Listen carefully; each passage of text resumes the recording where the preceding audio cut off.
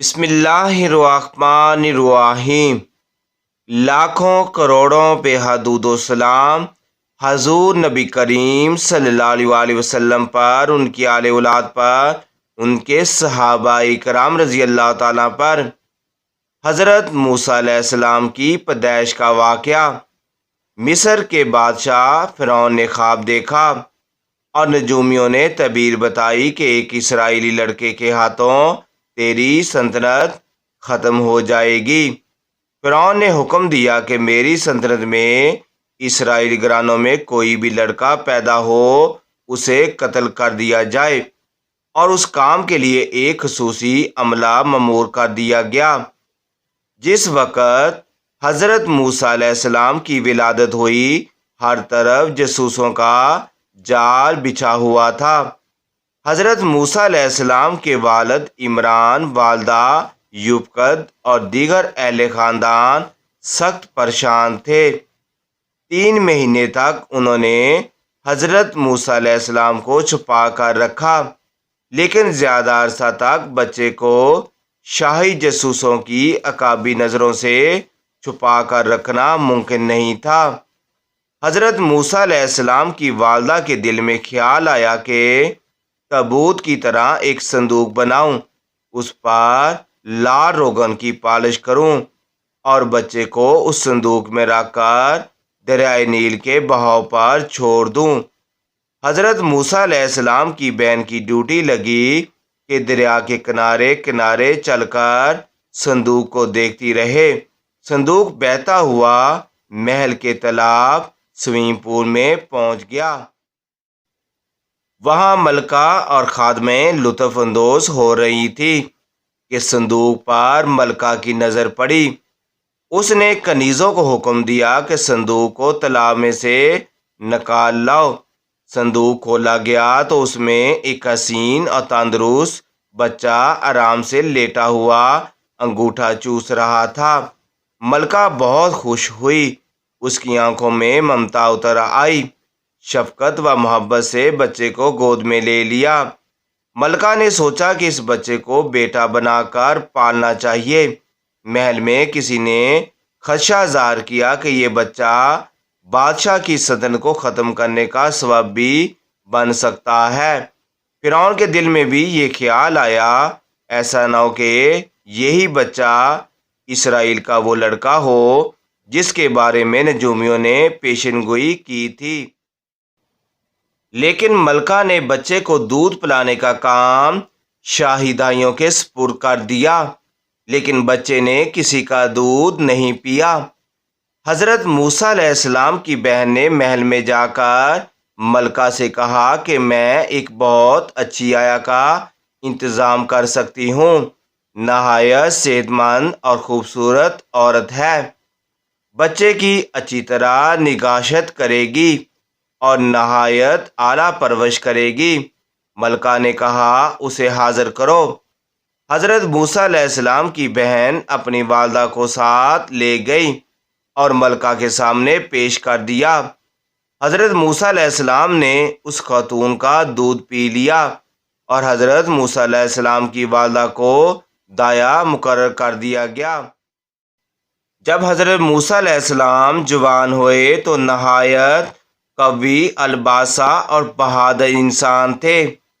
انہیں یہ بھی علم ہو گیا تھا کہ وہ اسرائیلی ہیں اور مصری خاندان سے ان کا کوئی رشتہ نہیں۔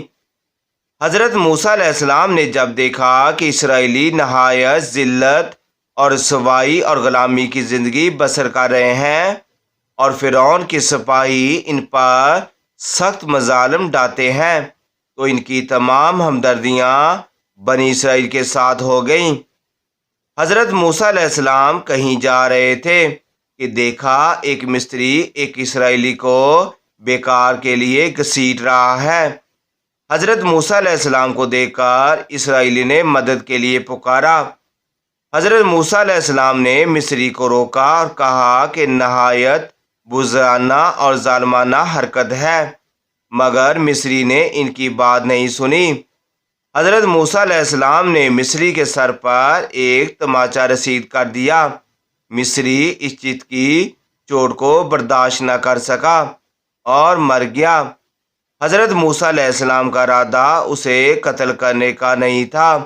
افسوس و ندامت کے ساتھ اللہ سے کہا، اللہ تعالیٰ جو کچھ بھی ہوا نادانستگی میں ہوا، میں تجھ سے معافی کا طلبگار ہوں۔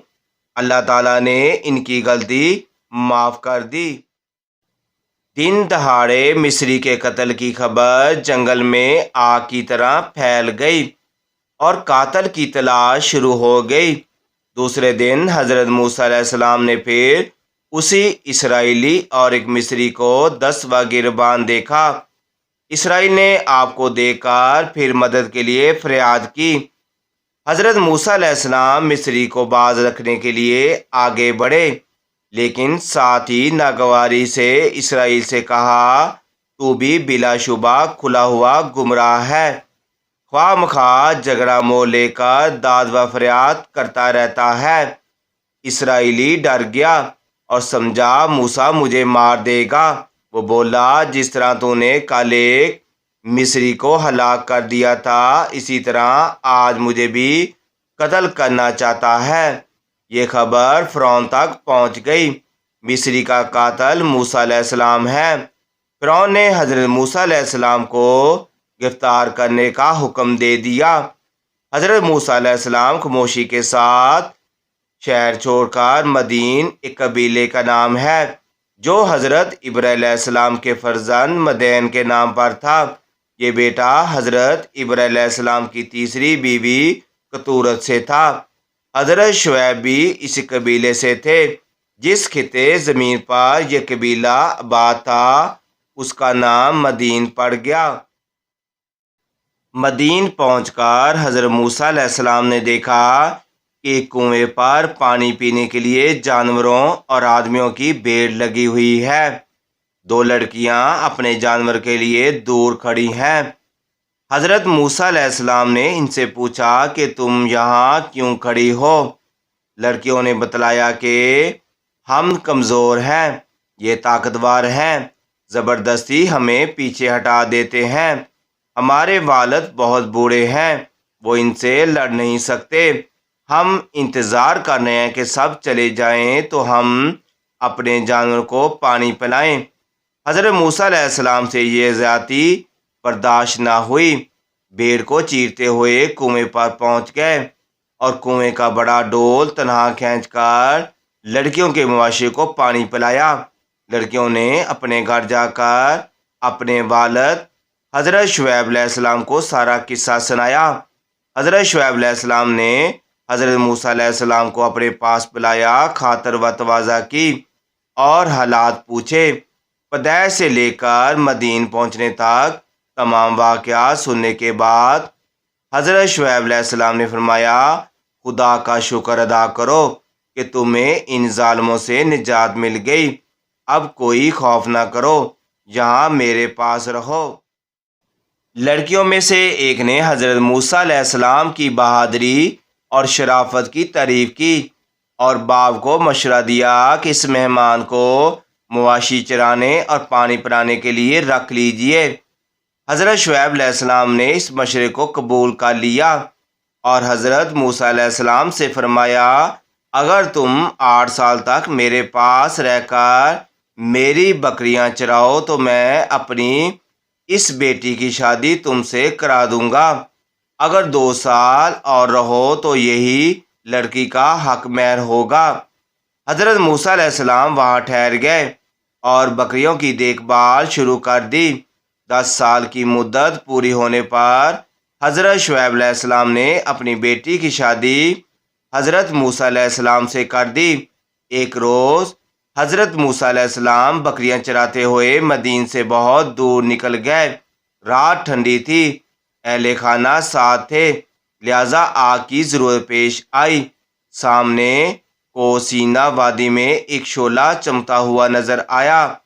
پھر موسیٰ علیہ السلام نے اپنی بیوی سے کہا، تم یہاں ٹھہرو، میں نے آگ دیکھی ہے، شاید اس میں سے کوئی چنگاری تمہارے لیے لا سکوں یا وہاں آؤ پر کسی رہبر کو پا سکوں۔ حضرت موسیٰ علیہ السلام نے دیکھا کہ عجیب آگ ہے، درخت پر روشنی نظر آتی ہے مگر نہ درخت کو جلاتی ہے نہ بجھتی ہے۔ یہ سوچتے ہوئے حضرت موسیٰ علیہ السلام جوں جوں آگے بڑھتے جاتے آگ اور دور ہو جاتی۔ حضرت موسیٰ علیہ السلام کو خوف پیدا ہوا اور واپسی کا ارادہ کیا۔ مڑے ہی تھے کہ آگ قریب آ گئی اور آواز آئی، اے موسیٰ، میں ہوں اللہ پروردگار جہانوں کا، پس اپنی جوتی اتار۔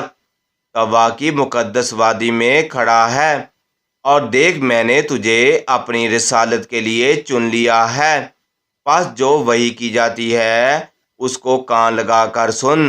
لاٹھی۔ حضرت موسیٰ علیہ السلام کے ہاتھ میں بکریاں چرانے کی لاٹھی تھی۔ اللہ تعالیٰ نے فرمایا اسے زمین پر ڈال دے۔ حضرت موسیٰ علیہ السلام نے ارشاد تعمیر کیا، لاٹھی استہ بن کر دوڑنے لگی۔ پھر اللہ تعالیٰ نے حکم دیا اسے اٹھا لے۔ تعمیل حکم میں حضرت موسیٰ علیہ السلام نے بلا خوف اور خاطر استے کو پکڑ لیا، استہ پھر لاٹھی بن گیا۔ پھر اللہ تعالیٰ نے حکم دیا کہ اپنا ہاتھ بغل میں رکھ کر نکال۔ حضرت موسیٰ علیہ السلام نے ایسا ہی کیا، ہاتھ بے حد روشن اور چمکتا ہوا نکلا۔ اللہ تعالیٰ نے ارشاد فرمایا، یہ ہماری طرف سے 2 نشانیاں عطا ہوئی ہیں، اب جا فرعون اور اس کی قوم کو راہ ہدایت دکھا۔ حضرت موسیٰ علیہ السلام مصر پہنچے اور اپنے بھائی حضرت ہارون علیہ السلام کو لے کر فرعون کے دربار میں حاضر ہوئے۔ آپ نے فرعون سے کہا، ہمیں اللہ تعالیٰ نے پیغمبروں اور رسول بنا کر بھیجا ہے، ہم تم سے 2 باتوں کا مطالبہ کرتے ہیں، ایک یہ کہ تم خدا پر ایمان لے آ اور کسی اور کے کاموں پر شریک نہ ٹھہرا، دوسرا یہ کہ بنی اسرائیل پر ظلم کرنا چھوڑ دے اور انہیں آزار کر دے۔ دوستو، یہ تھی آج کی ویڈیو۔ اگر یہ ویڈیو آپ کو پسند آئے، اس ویڈیو کا حصہ بننا چاہتے ہیں تو اس ویڈیو کو لازمی آگے شیئر کریں۔ جزاک اللہ۔